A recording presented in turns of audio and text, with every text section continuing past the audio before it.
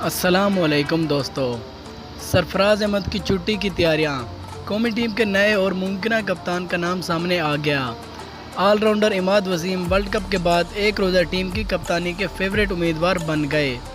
حتمی فیصلہ ٹورنامنٹ کے اختتام کے بعد ہی کیا جائے گا۔ تفصیلات کے مطابق میڈیا رپورٹس کے مطابق سرفراز احمد کے ستارے گردش میں ہیں۔ ممکنہ طور پر وہ ورلڈ کپ کے بعد ایک روزہ کرکٹ ٹیم کے کپتان برقرار نہیں رہیں گے۔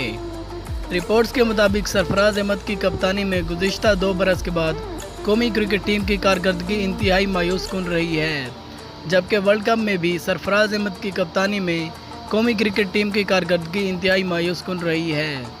اسی باعث انہیں ورلڈ کپ کے بعد کپتانی سے برطرف کیے جانے کا امکان واضح ہے۔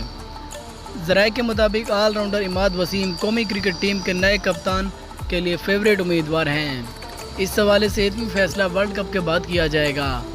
مزید بتایا گیا ہے کہ chairman P C B Ehsan Mani کا قومی ٹیم کے کپتان سرفراز احمد سے گزشتہ روز رابطہ ہوا تھا۔ ذرائع کے مطابق احسان مانی نے سرفراز احمد کو ورلڈ کپ کے بعد کپتان برقرار رکھنے کی یقین دہانی نہیں کروائی۔ Chairman P C B Ehsan Mani نے قومی ٹیم کے کپتان سرفراز احمد کی حوصلہ افزائی ضرور کی، تاہم انہیں ورلڈ کپ کے بعد بھی کپتان برقرار رکھنے کی یقین دہانی نہیں کروائی۔ امکان یہی ہے کہ سرفراز احمد کو ورلڈ کپ کے بعد کپتانی سے ہٹا دیا جائے گا۔